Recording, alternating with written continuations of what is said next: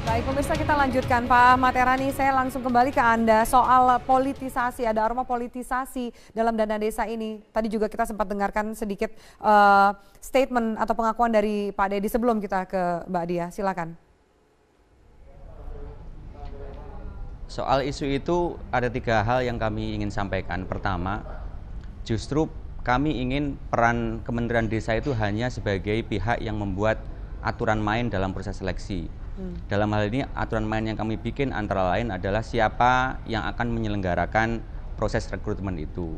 Dan sudah kerap kami sampaikan yang melakukan itu adalah Satker provinsi, yakni BPMD provinsi. Tiap-tiap provinsi itu yang berhak melakukan itu.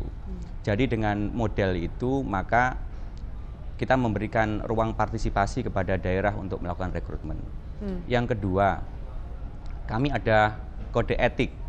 Salah satu isi dari kode etik itu kalau ada pendamping desa yang terlibat dalam politik praktis, maka secara langsung akan kena penalti, akan kami pecat. Yang ketiga, berulang kali juga dalam banyak kesempatan saya sampaikan, pada bulan Juli tahun 2015 yang lalu misalnya ketika kami menghidupkan kembali pendamping ex-PNPM di Surabaya, saya sampaikan kepada mereka bahwa tugas utama mereka adalah melakukan pemberdayaan, bukan kegiatan yang lain. Karena kami juga mendengar tentang cerita-cerita di masa yang lalu ada beberapa kasus keterlibatan pemberdaya tadi itu dalam aktivitas politik. Dan sebagian sudah kena sanksi. Baik, Pak Dedi, kita langsung dengarkan. Saya katakan bahwa jangan bermain-main dengan hal itu. Makanya kami concern sekali dengan urusan ini dan kami ingin memastikan tidak ada hal-hal semacam itu terjadi lagi. Oke, baik, kita dengarkan. Ini kan sudah ada statementnya tidak akan bermain-main, sangat concern sekali soal dana desa yang angkanya ini luar biasa. Mbak Dia, tapi apa yang Anda dengar dari pertemuan dengan teman-teman kemarin? Ya, jadi menarik ya, kita kemarin memang saya minta untuk bertemu dengan teman-teman pendamping desa yang sebagian memang SPNPM dan sebagian besar di Jawa Barat, mengeluhkan beberapa poin tentang pendampingan desa. Ya, pertamanya itu sistem rekrutmen yang tidak transparan. Bahkan mereka bilang menyampaikan tidak ada SOP yang jelas. Lalu yang kedua, harus seperti Mbak bilang tadi masuk ke dalam satu ikatan partai politik tertentu atau ormas tertentu, sehingga dan ini memang simpang siur. Itu apa nih? Secara verbal dan informal. Verbal di dalam pertemuan itu dan memang isu ini saya udah dengar lama sebetulnya dari setengah tahun lalu, tapi kan saya juga tidak bisa bicara apapun tanpa bukti gitu kan. Jadi ketika mereka menyampaikan aspirasi, ini bukan hal yang kemudian saya dengar baru. Justru karena itu saya kejar lagi itu, maksudnya ini benar nggak gitu? Kalau benar buktinya apa? Saya tanya juga ke mereka, buktinya apa gitu? Karena ya mereka bilang orang semua sudah pada tahu. Mereka juga tidak bisa memberikan bukti gitu kan, karena ya urusan begini kan memang tidak mudah ya untuk dibuktikan. Saya nggak tahu mekanismenya di desa bagaimana, tapi isu simpang siur ini ada begitu gitu kan. Lalu yang ketiga ya tentang standar kualifikasi yang tidak memenuhi dari pendampingan yang sudah diterima. Dan ya cenderung juga pelaksanaannya sangat birokratis gitu ya, pelaksanaan dana desa ini. Jadi kurang dinamis sesuai dengan kebutuhan atau karakter dari desa-desa yang akan dibangun ini. Ya, artinya belum seideal yang diamanahkan oleh undang-undangnya. Terhadap kesalahan yang sudah kasat mata, buktinya ada, namanya di ini kami serahkan kepada Ombudsman.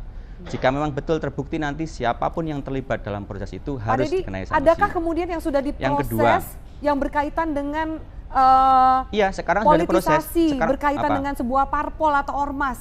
Ini kan buktinya mungkin juga masih tidak ada satupun. Tidak ada satupun hari ini laporan konkret mengenai itu, nama dan seterusnya yang diberikan kepada kami. Makanya tadi disebutkan oleh Pak Dede, semuanya itu opini. Dan kalau opini itu tidak bisa dipakai sebagai bahan baku untuk mengambil keputusan. Pak Dedi, bagaimana Anda mendengar statement ini hanya di ranah opini dan tidak ada bukti sejauh ini? Pertama saya harus klarifikasi yang Pak Erani. Bahwa kewenangan, Ya, silakan Pak. Saya harus klarifikasi dulu. Untuk rekrutmen tahun 2015 kemarin, kewenangan itu penuh ada di Kementerian Desa melalui Panitia Pengadaan Barang dan Jasa, bukan di pemerintah provinsi.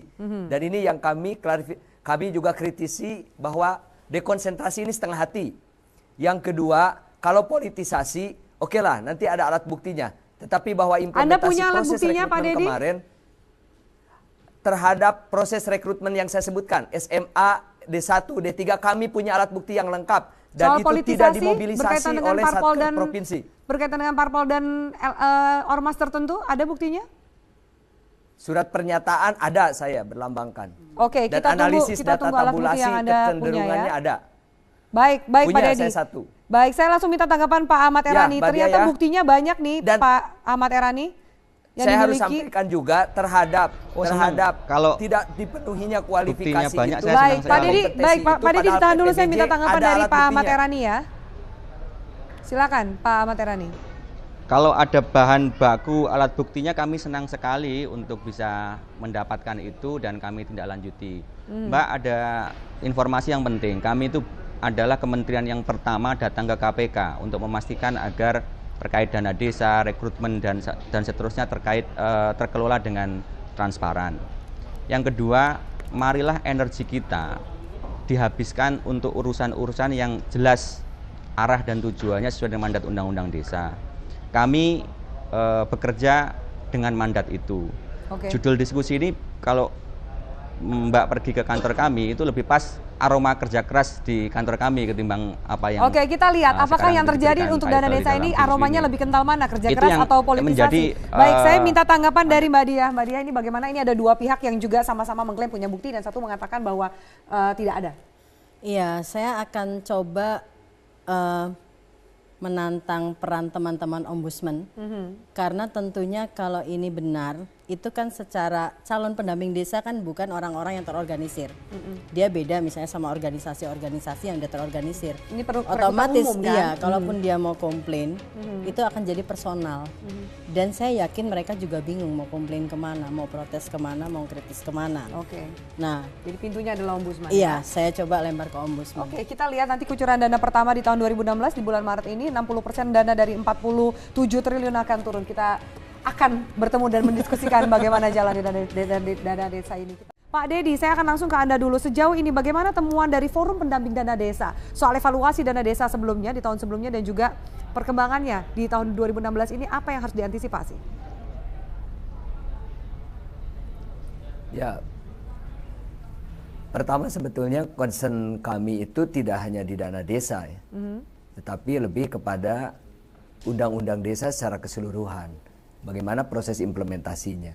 Sampai hari ini kami melihat bahwa kenapa semua concern lebih ke jumlah dana desa, sampai-sampai di kementerian dibentuk Satgas Dana Desa.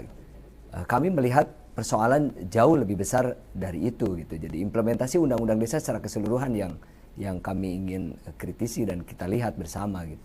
Apa yang paling Anda kritisi soal undang-undang dan juga dana dari dana desa ini? Pertama, bahwa semangat undang-undang desa yang kami pahami adalah kewenangan penuh desa untuk mengatur ya, kewenangan lokal berskala desa sesuai dengan hak asal usul.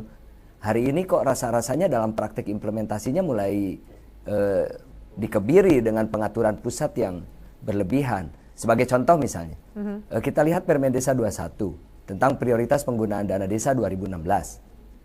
Kami melihat bahwa seyogianya apa yang menjadi kewenangan, kebutuhan, permasalahan, udahlah, serahkan sepenuhnya kepada masyarakat desa melalui mekanisme musyawarahnya. Tinggal bagaimana kita menguatkan musyawarah desa. Kalau hal-hal yang sifatnya teknis, rigid, kemudian harus semua diatur oleh pemerintah pusat, lalu di mana sebetulnya semangat, giroh dari undang-undang desa itu? Itu salah satu.